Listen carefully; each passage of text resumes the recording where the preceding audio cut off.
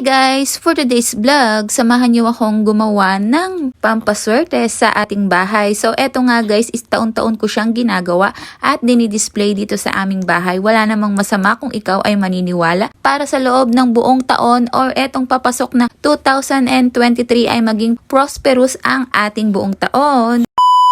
At kahit nga sobrang busy at talagang hindi ko na siya maasikaso, hindi ako papayag na wala ako ngayong ganyan this year. Kasi nga dahil taon-taon nga yan ay akin nang ginagawa. So buti na lang nandito si Daddy para mag-alaga kay Baby Brandon. At guys, tignan nyo naman ang itsura ko. Pasensya na kayo for today's video. Ang hirap kaya nang may tahi ka dahil cesarean ka tapos nagpapa-breast milk ka. Kaya ang suot ng tita nyo is for the borderless ngayon ang person. Para mabilis kong mapadede si baby. Ayan na nga guys, kahit ganito ang itsura ko, tuloy tayo sa pagbablog dahil gusto kong tapusin itong video na to at gusto kong magkaroon ako ng last video for this year ng 2022.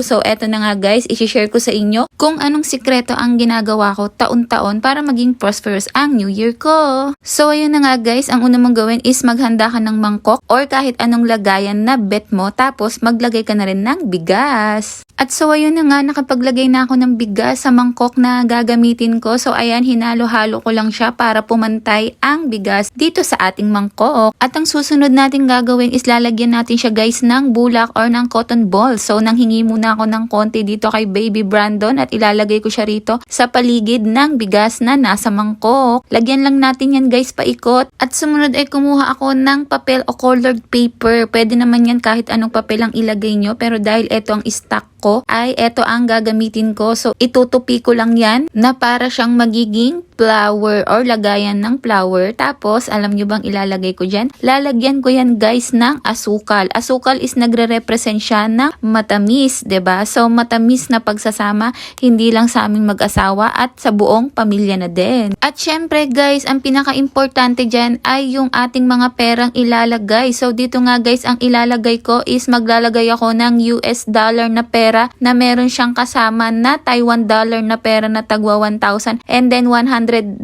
At syempre hindi naman pwede mawala dyan yung mga peso bill natin. So meron akong nilagay dito na 1,500, 100, 50 at 20. Lahat ng bills na pang Pilipinas is binuo ko rin siya guys para kompleto talaga tayo. At ang next step natin gagawin guys is bibilutin natin ang mga pera bawat isa. Bilutin mo lang siya guys ng pabilog para i-design natin sa ating bigas.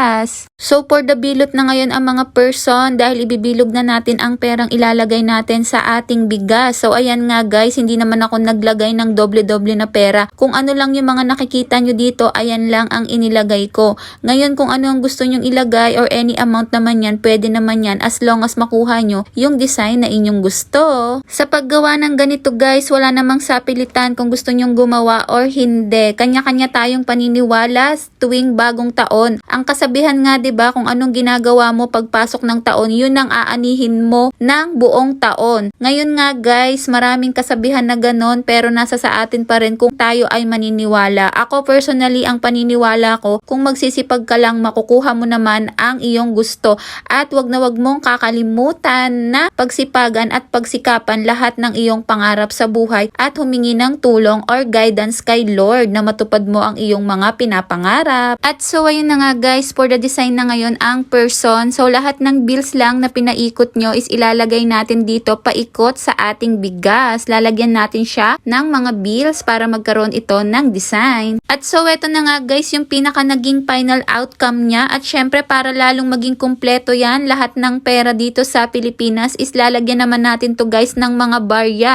Ang gusto kong ilagay na barya is tagpa 5 pesos lang, yung kulay silver, para talagang uniform ang pinaka-design niya guys. At ito na nga talaga guys ang pinaka-totaling outcome niya. Nakumpleto ko na nga siya. Nilagyan ko siya ng 5 piso na pabilog sa buong mangkok. Ayan na nga guys, sobrang ganda niya. Gawin nyo na rin to para swertihin ang inyong buong taon ng 2023. So, Happy New Year guys! Babati na ako ng mas maaga sa inyo. Have a prosper New Year ahead of us. Ayan. So, ayan nga guys, dahil for the tahi nga ngayon ang person, hindi ko kayang bumaba dahil ito ay ilalagay sa aming sala. Kaya si Daddy muna ang nagbaba neto guys sa aming sala dahil hindi nga ako makaalis. So ayan guys, advance Happy New Year sa inyong lahat. Stay safe and God bless us all.